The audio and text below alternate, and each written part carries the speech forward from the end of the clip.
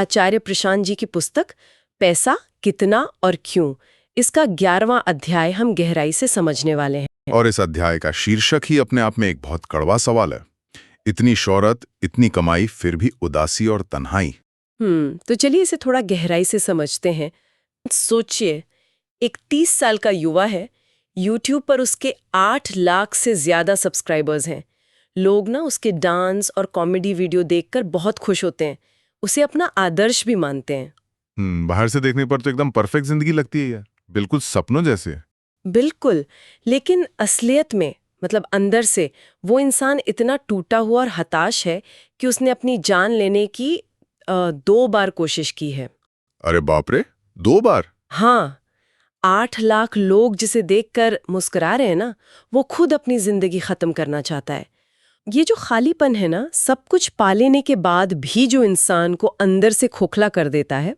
हाँ, और जिस कोरियोग्राफर की बात हम कर रहे हैं या जो स्रोत में की गई है, वो अचानक से इस हताशा में नहीं पहुंचा है। इसके पीछे एक पूरी की पूरी मनोवैज्ञानिक प्रक्रिया है जो सिर्फ उस युवा के भीतर नहीं बल्कि हम सब के अंदर चल रही है। तो ये शुरुआत आखिर कहाँ से होती है? मतलब एक इंसान जो इतनी ऊंचाई पर पहुंच गया, वो इतना खाली क्यों महसूस करता है?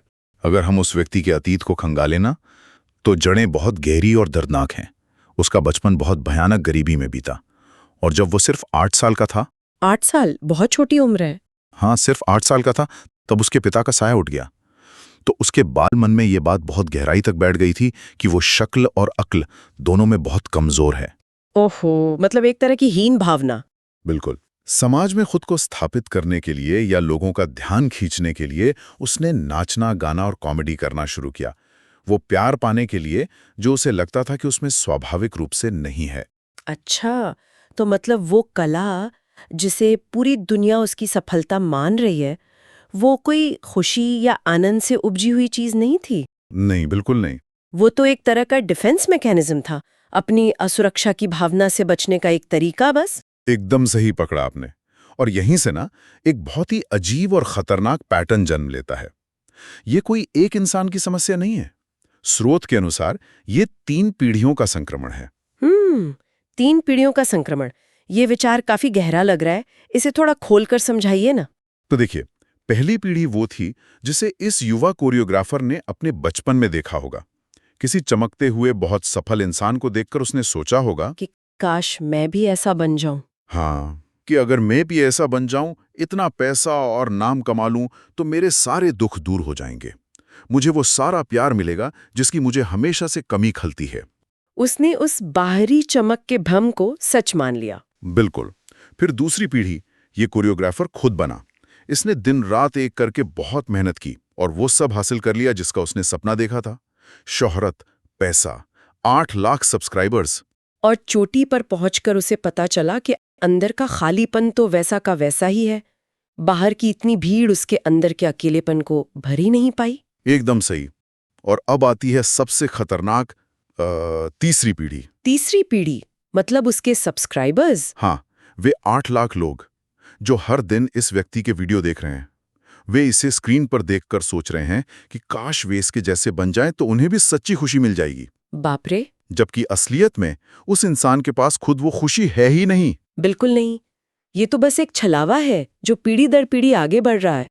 ये तो बिल्कुल खारे पानी पीने जैसा हो गया। मतलब आपको बहुत तेज प्यास लगी है और आप समंदर का खारा पानी पी लेते हैं ये सोचकर कि प्यास बुझ जाएगी। बहुत से उदाहरण दिया आपने। हाँ ना, लेकिन वो पानी आपको अंदर ही अंदर और ज्यादा डिहाइड्रेट कर देता है, आपकी प्यास और भड़का देता है और आप तड़प कर फिर वही जहरीला पानी पीने लगते हैं। लेकिन सवाल ये उठता है कि लोग ये देख ही क्यों नहीं पाते कि वो पानी खारा है? वे इस भ्रम में इतनी आसानी से फंस कैसे जाते हैं? क्योंकि वे पानी को देख ही नहीं रहे हैं, वे सिर्फ एक स्क्रीन देख रहे हैं। स्क्रीन? हाँ, उस व्यक्ति का दिखावटी व्यक्तित्व जिसे हम स्क्रीन पर सोना कहते हैं। कैमरे के सामने वो इंसान हमेशा मुस्कुराता हुआ, ऊर्जा से भरा हुआ दिखता है। ये स्क्रीन वाला हिस्सा स्रोत में जिस तरह से समझाया गया है ना, वो वाकई आंखें खोलने वाला है। हम तो अक्सर स्क्रीन का मतलब समझते हैं टीवी या मोबाइल और लैपटॉप का डिस्प्ले, जहां हमें कुछ दिखाई देता है ना। लेकिन स्रोत इसका एक दूसरा बहुत ही डरावना अर्थ भी बताता है। स्क्रीन वो भी है जो आपको कुछ देखने से रोकती है। रोकती है कैसे? आचार्य जी इसका बहुत ही सटीक उदाहरण देते हैं सनस्क्रीन का। अरे हाँ, सनस्क्रीन। बिल्कुल। सनस्क्रीन क्या करती है? सूरज की असली किरणों को हमारी त्वचा तक पहुंचने से रोक देती है, एक तरह का पर्दा बन जाती है। मतलब एक बैरियर की तरह काम करती है। ठीक उसी तरह ये जो मोबाइल की स्क्रीन है ना, या जो किसी के व्यक्तित्व का भारी आवरण है, ये सच को हम तक पहुंचने से रोकता है। स्क्रीन पर जो दिखता है वो स्क्रीन्ड ट्रुथ है। स्क्रीन्ड ट्रूथ मतलब एक तरह का फिल्मी सत्य। हाँ, इस हकीकत में से असली रस, इंसान का यथार्थ, उसका दर्द, उसकी हताशा, सब कुछ छानकर बाहर निकाल दिया गया है। जो बचता है वो सिर्फ एक चमकता हुआ झूठा छिलका है। अरे वाह, सनस्क्रीन वाली एनालॉजी सच में अद्भुत है। इसका मतलब हम सब अपने दिमाग पर एक ट्रूथ स्क्रीन लगाकर घूम रहे हैं। हम गहराई में जाना ही नहीं चाहते, बस उस छिलके को देखकर मान लेते हैं कि यही सच है। और यही वो चीज है जो इंसान को अंदर से खोखला कर रही है। स्रोत में एक युवा और खूबसूरत फिल्म और टीवी अभिनेता का भी उदाहरण दिया गया है।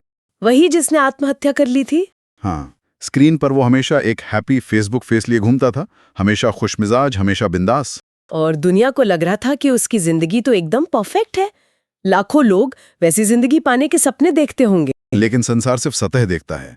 कोई गहराई में उतरकर ये नहीं पूछना चाहता कि उस चमकते चेहरे के पीछे, उस इंसान के भीतर कितने गहरे जख्म हैं। जो इंसान बस स्क्रीन देखकर संतुष्ट हो गया, वो बस एक बाहरी और उथला जीवन जी रहा है। गहराई में जाने का, असलियत को समझने का नाम ही अध्यात्म है। लेकिन यहाँ एक बहुत बड़ा पेंच है।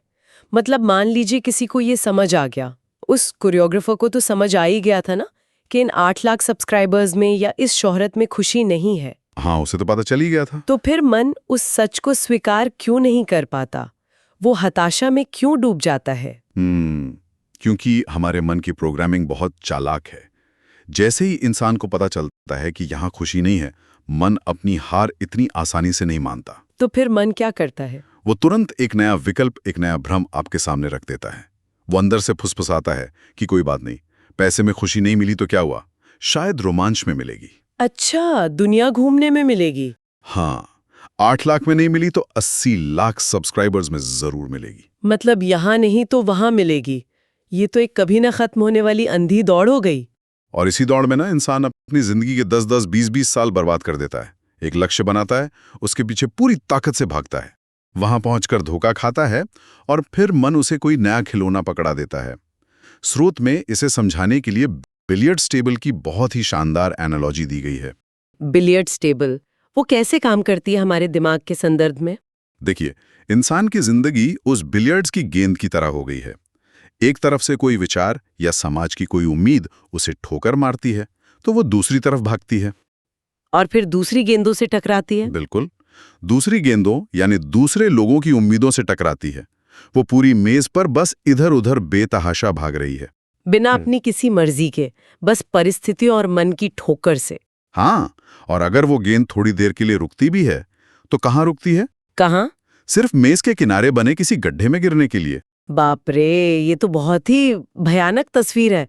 मतलब एक बार गड्ढे में गिर गए तो खेल तो खत्म हो जाना चाहिए ना? काश ऐसा होता, लेकिन समाज और हमारा अपना मन हमें उस गड्ढे से निकालता है, साफ करता है और फिर से मेज पर रख देता है। ताकि हम फिर से ठोकरें खा सकें। बिल्कुल, ताकि हम फिर से किसी नए सुख की तलाश में भागें।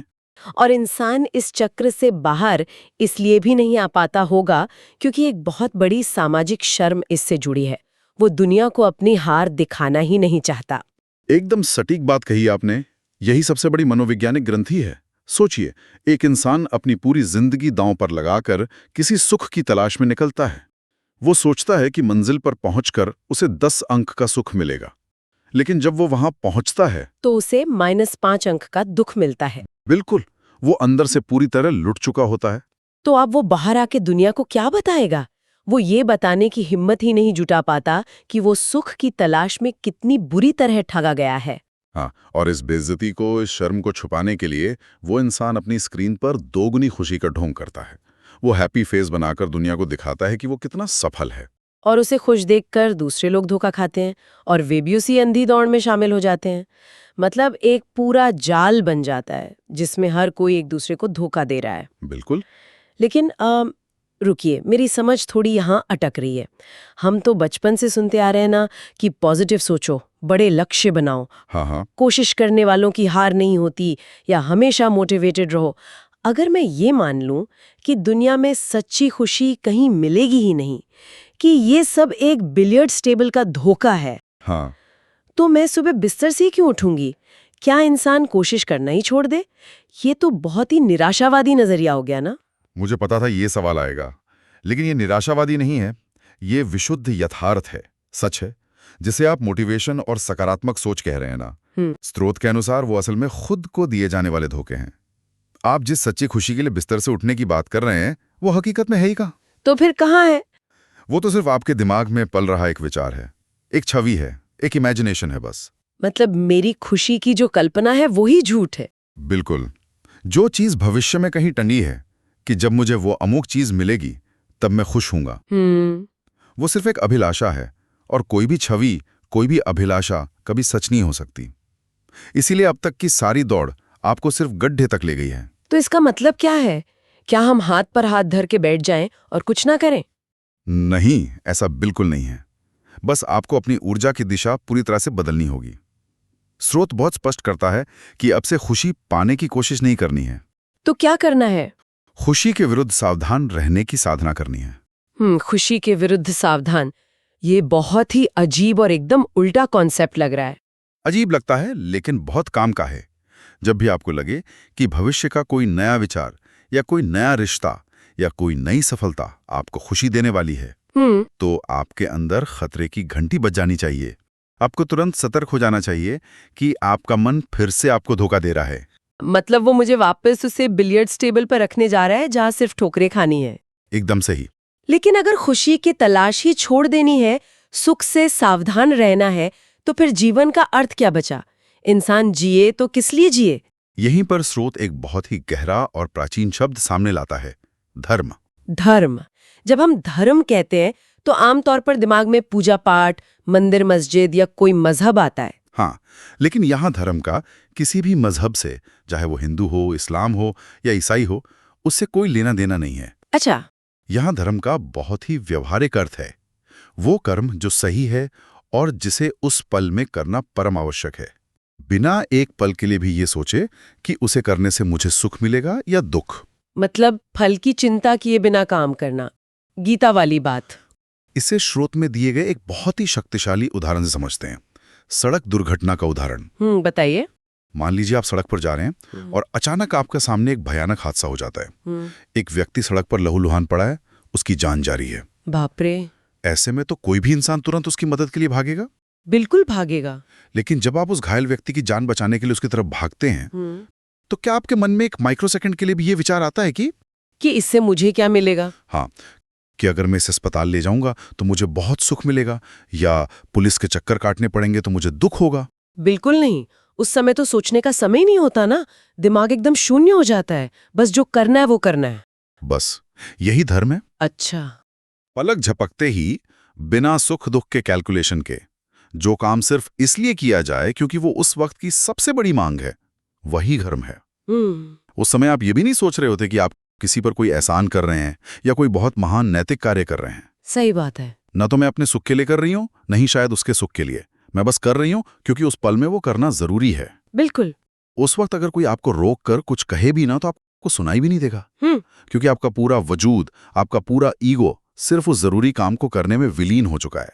और वही धर्म का मार्ग है, जहां सुख और दुख दोनों पीछे छूट जाते हैं।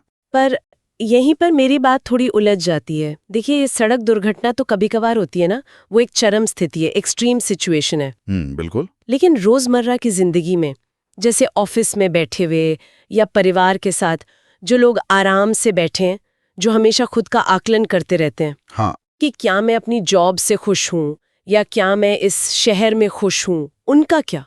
जो व्यक्ति आराम से खाली बैठकर अपनी खुशी का आकलन कर रहा है ना, जिसे स्रोत में वेल्ला या खाली कहा गया है, वो निश्चित रूप से अत्यंत दुखी ही निकलेगा। अरे, खाली बैठे इंसान को दुखी मिलेगा, ऐसा क्यों? आप किसी भी इंसान को आधा घंटा खाली बैठा दीजिए और उससे कहिए कि गहराई से सोचकर बताओ तुम सुखी हो या दुखी। उसका दिमाग सारी दुनिया की कमियां, पुराने दर्द, भविष्य की चिंताएं सब खींचकर निकाल लाएगा और निष्कर्ष यही निकलेगा कि वो इंसान दुखी है। ये तो मैंने भी महसूस किया है। खाली दिमाग शैतान का घर, वो कहावत है ना। बिल्कुल। सच्चा सुख, जिसे जानने वाले आनंद कहते हैं, वो तब मिलता है जब सुख का ख्याल ही मन से पूरी तरह मिट जाए। तो इसका व्यावहारिक उपाय क्या है? मतलब क्या इसका मतलब ये है कि मैं अपनी 9 से 5 की कॉर्पोरेट जॉब छोड़ दूं और कोई एनजीओ खोल लूं? नहीं। जॉब छोड़ने या कोई खास तरह का महान काम पकड़ने की बात नहीं है यहाँ। बात यह है कि आप अपने जीवन को किस चीज से भर रहे हैं और उसके पीछे आपकी नीयत क्या है। उपाय बस इतना है कि जीवन को सही कामों से इतना भर लिया जाए कि आपको सुख या दुख के बारे में सोचने की फुर्सत ही ना मिले। लेकिन अगर काम छोटा होगा, जैसे घर की सफाई करना या ऑफिस का कोई प्रोजेक्ट पूरा करना, तो वो तो कुछ दिनों में खत्म हो जाएगा ना? बिल्कुल। और जैसे ही काम खत्म होगा, वो खालीपन फिर से वापस आ जाएगा। दिमाग फिर से अपनी खुशी का थर्मामीटर लेके बैठ जाएगा कि अब मैं खुश हूं या नहीं। हाँ, इसीलिए स्रोत कहता है कि वो काम बहुत बड़ा होना चाहिए, एक अनंत उपक्रम।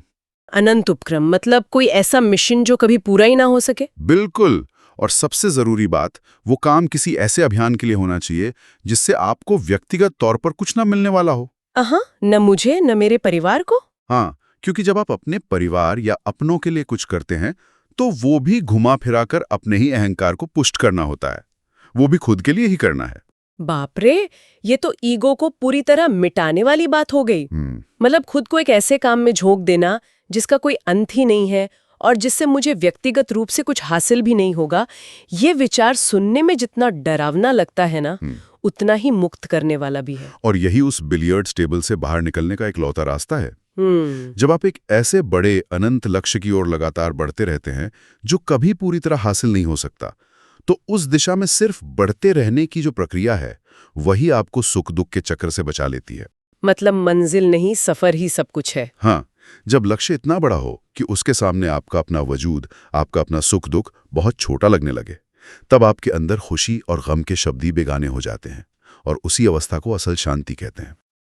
मतलब जिसे हम सच्ची खुशी कहते हैं, वो खुशी पाने में नहीं है, बल्कि खुशी के भ्रम से ही पूरी तरह आजाद हो जाने में है। बिल्कुल सटीक। जो इंसान इस भ्रम से ऊपर उठ गया कि दुनिया का कोई भी विचार, कोई ओहदा, कोई पैसा या कोई व्यक्ति उसे सच्ची खुशी दे सकता है, समझ लीजिए असली मायनों में उसे ही वो शांति मिल गई है जिसकी पूरी दुनिया तलाश कर रही है। अरे वाह, क्या बात है। इस पूरी चर्चा ने सच में सोचने के नजरिए को एकदम उलट कर रख दिया है। तो चलिए इस गहरी और झकझोर देने वाली चर्चा को अब समेटते हैं। बिल्कुल।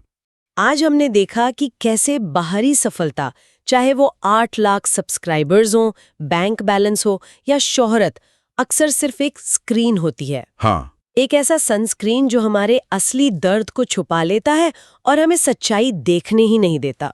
और हमने ये भी समझा कि कैसे हमारा मन हमें यहाँ नहीं तो वहाँ खुशी मिलेगी का लालच देकर दशकों तक भटकाता रहता है। अपनी खुशी ढूंढने में नहीं, बल्कि खुद को एक अनंत और सही काम यानी अपने धर्म में विलीन कर देने में है। बिल्कुल, खुशी का पीछा करना असल में दुख को बुलावा देना है। इस पूरी चर्चा ने मेरे दिमाग में एक बहुत गहरा सवाल छोड़ दिया है और मैं चाहती हूँ कि सुनने वाले भी जाने से पहले इस पर जरूर गौर करें। बताइए। आजकल मेंटल हेल्थ, सेल्फ केयर और खुद को समय देने के नाम पर ना हम एक नई ही दौड़ में शामिल हो गए हैं। हम दिन में कई बार रुककर अपने इमोशंस को चेक करते हैं। हाँ, कि क्या मैं अभी अच्छा महसूस कर रहा हूँ। बिल्कुल, क्या मैं अपनी जिंदगी से खुश हूँ, क्या मैं शांत हूँ। स्रोत सामग्री की इस गहरी चर्चा के बाद सोचने वाली बात यह है, क्या खुद का ये इमोशनल टेम्परेचर बार बार चेक करना ही वो असल बीमारी तो नहीं है जो हमें कभी खुश रहने ही नहीं दे रही? ये बहुत ही गहरा सवाल है। क्या वो सफल कोरियोग्राफर इसलिए अपनी जिंदगी खत्म करना चाहता था क्योंकि वो बार बार अपनी खुशी का थर्मामीटर चेक कर रहा था और हर बार उसे पारा गिरा हुआ ही मिलता था? सोचने वाली बात है सच में। इस झकझोर देने वाले विचार के साथ आज की इस गहन चर्चा को हम यहीं विराम देते हैं। इस अनंत उपक्रम की खोज में हमारे साथ शामिल होने के लिए बहुत बहुत शुक्रिया। मिलते हैं अगली बार किसी और स्रोत के गहरे सच के साथ।